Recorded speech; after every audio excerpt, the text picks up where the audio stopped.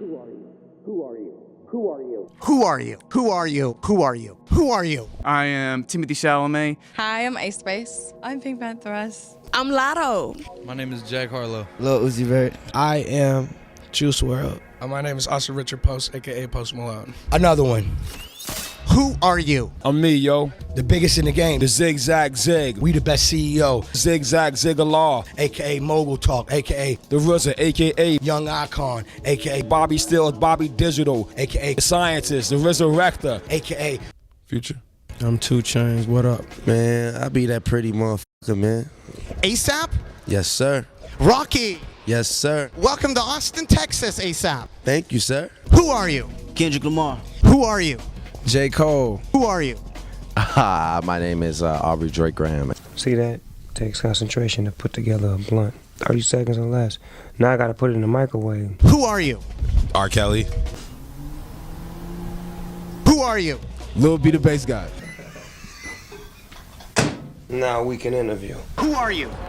Who am I? I'm a young man from Marcy Projects who really made that thing that they say of the American dream come true, because I'm not supposed to be here speaking to you. There's a lot of people that come from where I come. There's a lot of skilled people who come from where I come who are not here right now. You are Jay-Z. Oh, I thought you meant like, who am I? I thought it was a deeper question. I thought my name is Jay-Z. Yeah.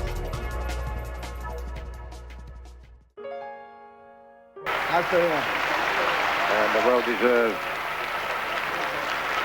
world champion player of 1993.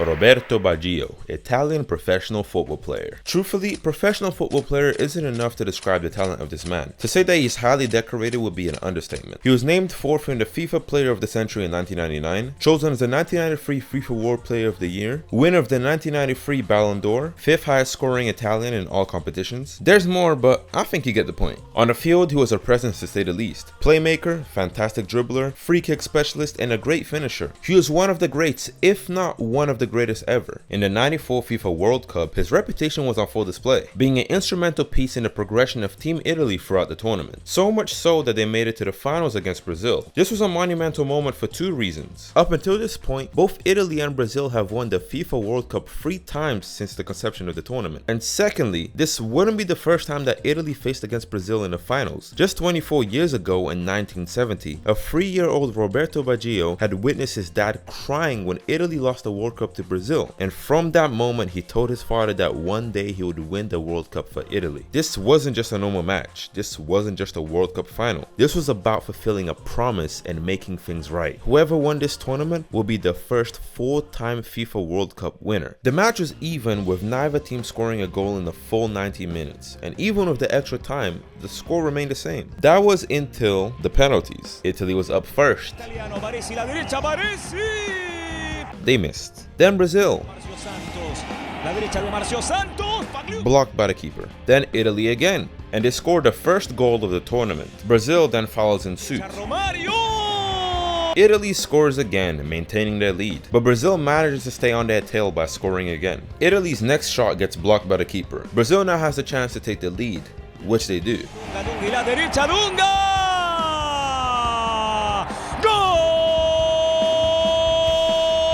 Italy was now behind and they needed to score this next one or else they were out. Luckily for them, their next penalty taker was the man himself, El Divin Codino, the divine ponytail, Roberto Baggio. This is what he does. He scores. This is familiar territory. Some may say home turf. The moment was here. The opportunity has arrived. He thinks, he runs, he shoots, he misses. And then the silence.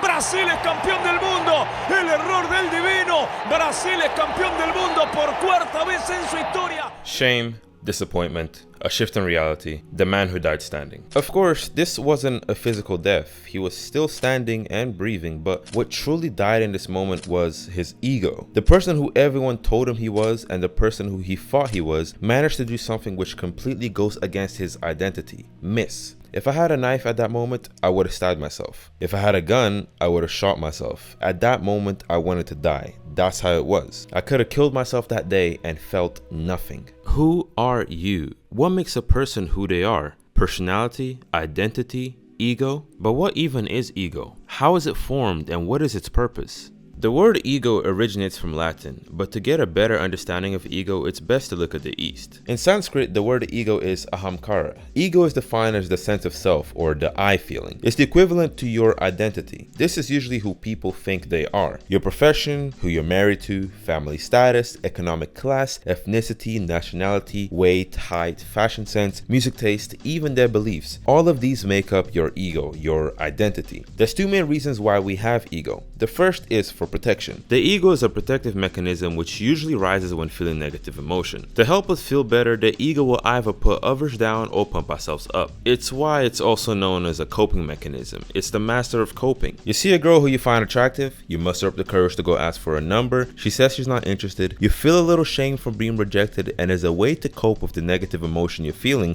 your ego says, she wasn't even all that anyway. She was mid, I would have been doing her a favor. Or the classic, dodge the bullet. And then we have social navigation, the second purpose of ego. You're working a job and a customer wants to speak with the manager. If no one has the identity of manager, then this doesn't work well for anybody. So someone has to say, I am the manager for the purpose of a productive workplace. Along with the other positions in the company, it provides structure and social hierarchy. Same with your relationship status. Being married can help you navigate social interactions when someone might be interested in you. No, I can't do that because I'm married. These identities signal things in social interactions which allow society to function the way it does. We call the police whenever a crime happens, we speak to a judge to solve a criminal case, etc. Now you may be thinking, okay, sure, the protective mechanism aspect can be a little unhealthy, but for the most part, having an identity isn't a bad thing. So why does everyone speak about ego like it's such a bad thing? That's a great question. So let's make this a little interactive, alright? Here's a thought-provoking question. Which of these people has a big ego? Someone who's very arrogant or very insecure? Okay, now just remember your answer because I'll be asking the same question at the end of this section. So what is a big ego? If ego is identity, your sense of self, what does that mean? A big identity? Is it notoriety or fame? What having a big ego means is having a highly solidified self-image. But wait, that just sounds like knowing who you are, so how is that a bad thing? Isn't having a solidified self-image just confidence? Well, let's answer those questions. There's two types of people who have a highly solidified self-image. The first is someone who has a high self-image. They see themselves as a collective of positive qualities: smart, beautiful, competent, honest, generous, selfless, successful, disciplined, charismatic. This can also include other aspects such as parental status, spousal status, career, appearance, etc. These people tend to think they are superior. The second is someone who has a low self-image. They see themselves as the opposite, so a lot of negative traits: unattractive, dumb, incompetent, anxious, shy, unqualified, unsuccessful. These people tend to think they are inferior. It can be easy to see how having a low self-image is negative, but there's nothing wrong with thinking that you're beautiful or smart, right? Sure, but these people don't just think that. They know that. It's who they are. How they move in the world is dictated by these aspects so heavily that it's just as crippling as someone who's socially anxious. Someone whose identity is being smart will move throughout life in accordance to that title. It would be kind of useless to be something and then not move accordingly to that thing. Like being a doctor but not practicing any form of medicine or medical research. Are you even a doctor? The same applies here. Their perception of self is so rigid that they'll only do things that someone who's smart will do. Here's an example. You're a kid in school who's doing very well. You can understand the material of all your subjects pretty effortlessly. You're outperforming your classmates, you get told you're very smart,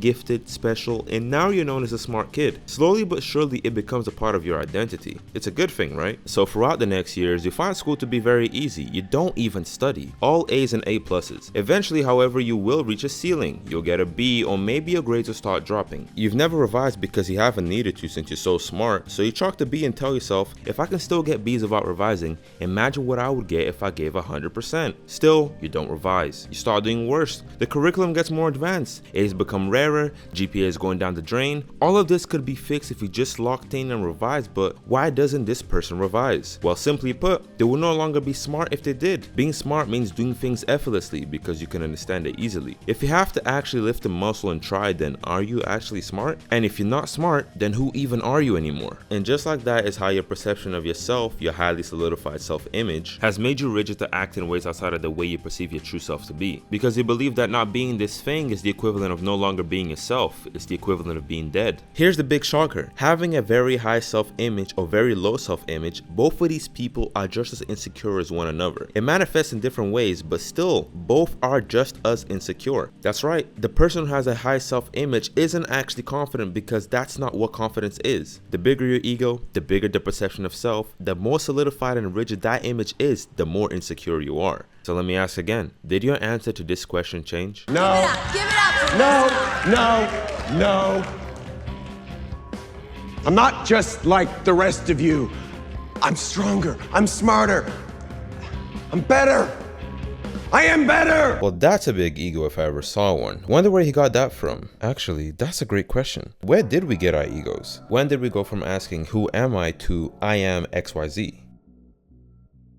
Egos are usually formed around our younger years. If you look at children, you can see that they have no ego. They don't know who they are. Some of them even forget their names. And even before a child begins developing their identity, first they'll develop the ability of possession and boundaries. Your identity, your ego, your sense of self, all of this comes from the external, the world. Your parents, siblings, peers, teachers. They'll usually say things to you which you may internalize. You're my son. Hey, you're doing pretty good at school. You're pretty smart. You have the voice of an angel. You're too young for this sort of thing. As well as how you're treated. Things like bullying or trauma will affect your sense of self. If you're loved and cared for, this will also affect your sense of self. It will define your internal narrative. One thing which is necessary for your ego to be formed is experiences with emotions. We can call this an identity forming experience, aka a canon event. These are things which we experience which invoke strong emotions within us. These canon events and how we interpret them will be the foundation for your internal narrative. Experts call this an identity forming narrative. If during a school play you mess up your lines and are stuttering, and your schoolmates in a crowd start laughing, causing you to feel embarrassed, then afterwards you will internalize this experience and tell yourself, I don't like being the center of attention, I don't like being on stage. Now you'll avoid doing things like public speaking, acting, or dancing, singing, anything performative which may draw a lot of eyes on you, since you will tell yourself, I'm not good at this, I feel uncomfortable doing this. The experience triggers emotions which you then internalize and create a narrative from. Then you internalize this further and create an identity. The same can be said in reverse. If for example you win a talent competition,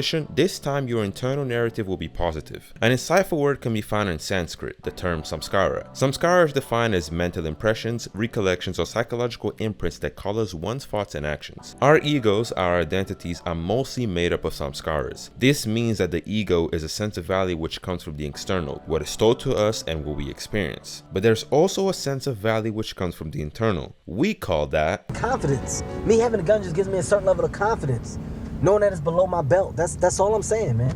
Have you ever even held a gun before? Confidence is a sense of value which comes from within. To put it simply, it's the ability to face uncertainty. Confidence comes from surviving failure, not from succeeding. It also doesn't come from guaranteed success. It comes from facing the unknown and coming out on the other side saying to yourself, that wasn't that bad. As stated previously, the bigger the ego, the more insecure someone is. The more someone is attached to an identity and the more they think that is who they are, the more they fear losing it. The more your identity revolves around a particular thing, the more you'll avoid doing things which could put your identity in jeopardy, especially if that identity means everything to you. While ego isn't the exact polar opposite of confidence, it definitely stands on the other side of it. Confidence is only required when you're doing something you're unfamiliar with, the unknown. A lot of people don't feel comfortable doing this, so they end up doing things which only reinforce their identity. If a guy believes he's not good enough for a girl but he likes her, he'll now try and stack the odds in his favor to improve the chances of her saying yes when he finally gets the courage to make a move. But this strategy just reinforces the self-belief that you're not good enough as a person. So if she says no, he'll feel even more insecure. But even if she says yes, deep inside he'll still feel like it was only possible because of the things which he did outside of his being. The insecurity still remains. Like passing a test when you cheated, it doesn't reinforce the self-belief of your own capabilities, rather it reinforces your identity, your ego.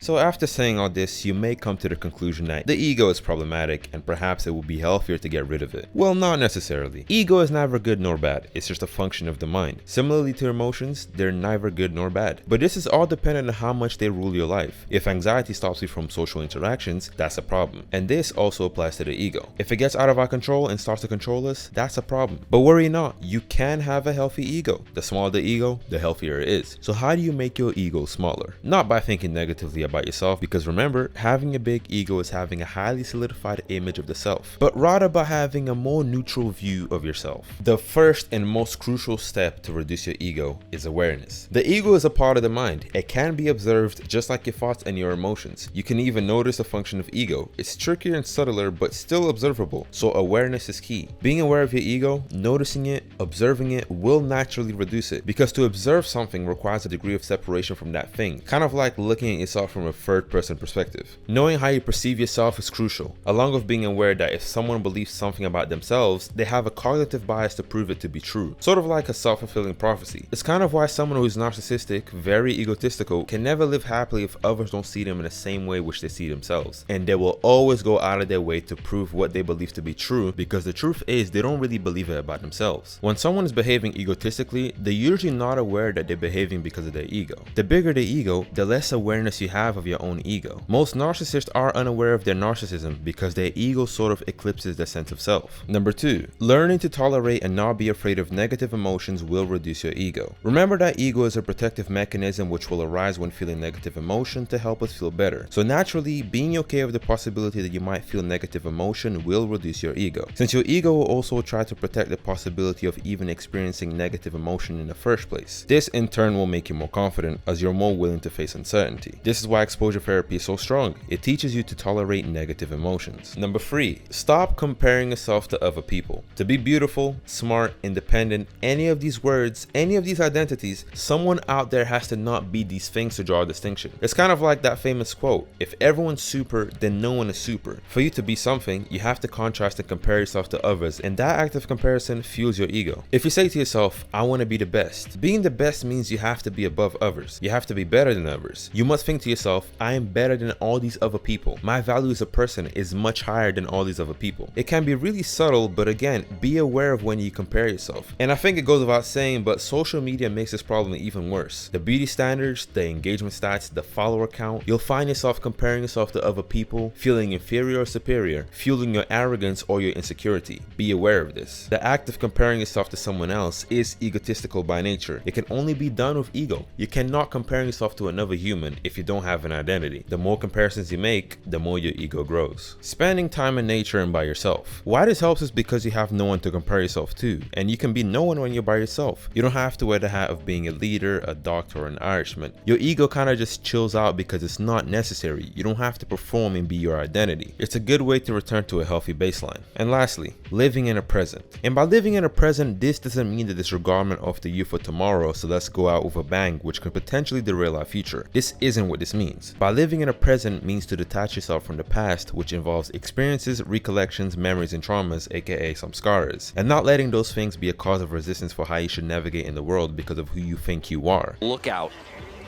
This man sends it to the moon. Left foot forward, natural way of riding, going to rotate backside. Turn his back to the takeoff right here. As well as ignoring the future for the fear of how what you do in the present will make you look. It's also why meditation is a pretty good way to reduce your ego, because when you focus, you are present. And speaking of detachment, I'd like to go more in depth about what that actually means. Detachment. It's a term we hear recently with the rise of people wanting to be more stoic and nonchalant, resilient and disciplined. Detachment is about detaching from yourself. That includes thoughts, emotions, but in this case, ego. Removal from your own ego. It's not about detaching from the external, but rather the internal. When you think about a time when you didn't do something because of fear of looking stupid or feeling shame, that's because you cared about how people saw you. Because the last thing you're going to accept is someone having a different perception than the one you have of yourself. That is your attachment to your identity. This can be easily observed on a narcissistic person. They need everyone to see them in a positive light, and whoever does not is cause for a big problem. I need everyone to see me as creative, an entrepreneur, independent, selfless. I need everyone to see me as this person who's a part of this movement. I need everyone to see me as a righteous follower of this religion. What could you do if you didn't care about what people thought? What would you be capable of if you didn't have the resistance of your ego holding you back? This is the crux of social anxiety, the concern of other people's opinions on oneself, or rather, your identity. You say to yourself, I'm scared of doing this thing because people might think I'm this. I'm scared of doing this thing because people will no longer see me as this. One of the best ways to have a better ego is that whenever you have a conclusion about yourself, think, my mind says instead of I am. My mind is saying that I look really dumb doing that instead of I look really dumb doing between that. Just this acknowledgement and separation between you, your mind, and your ego can be enough to already reduce it. It's sort of like saying, my hand hurts. Sure, it's your hand, but also it's not you. You're not your hand. And the same thing applies here. You're not your ego. Which raises the most important question of them all. Why am I here? No, I'm joking. Who am I? Who are you? Besides what is the meaning of life, I think that who am I is one of the most commonly asked questions in life. It's an imperative stage in the human experience. Earlier I defined ego as the sense of self or the I feeling. It's the equivalent to your identity. But there's also another part of this definition, a false sense of self. It's who we think we are, but in actuality it's not. You can even notice it in our language when we say my ego, my identity. The language points to it as something which we possess but not something which we are. So who really are we? Your body can change. Your job can change, the place you call home can change, your music taste can change, your opinions can change, your ethics and morals can change, your thoughts, emotions, and identity can change throughout life. But that thing which never changes, that is you. You are that which is permanent, that which experiences, that which witnesses. You are that which observes. That which experiences never changes. No matter how old you get or your height and weight changes, that thing which experiences never changes. The best example I like to think of is, imagine if you were the last person alive, or imagine that you were living on Mars. Would you still be white or black? Australian, Brazilian, Chinese? Would you still be tall or short? A lawyer, a farmer, or self-employed? Are you still beautiful or ugly? Is your nose too big? Is your hair still receding? If there's no one to contrast and compare, if there's no way for you to perform as your identity, how long would you be these things? There's a famous quote stated by Bruce Lee, which I think perfectly encapsulates this. I said, empty your mind. Be formless, shapeless, like water. Now you put water into a cup, it becomes the cup. You put water into a bottle, it becomes the bottle. You put it in a teapot, it becomes the teapot. Now water can flow or it can crash. Be water, my friend. Oftentimes we believe ourselves to be the vessel where the water resides, but we're actually the water. People tell themselves they want to become something in order to be valuable, not understanding that they already have the most value they will as a person. If this was the case, why do we say women and children first? A baby has yet to accomplish anything in life, but yet in a life or death situation, its life is that which we prioritize in protecting the most. Because in this situation, we analyze it for a survival value over a social value. What people are usually looking for in life is social value. Wealth, beauty, fame, merit. But social value is temporary. It's a lot like fashion. One day skinny jeans are in and then baggy jeans. One day money is the most important thing and then the next day it's food, water, and shelter. But it's a veil. It's an illusion. It's not where your value comes from. But this is where everyone hangs their hat, where all of their insecurities lie. You have been deeply misinformed. Rich people still self-transition. Supermodels still self-transition. Your social standing has nothing to do with your value as a person or your self-esteem. Social value, ego, identity, those are vessels, not the water. The water is what really matters. It's what you really are.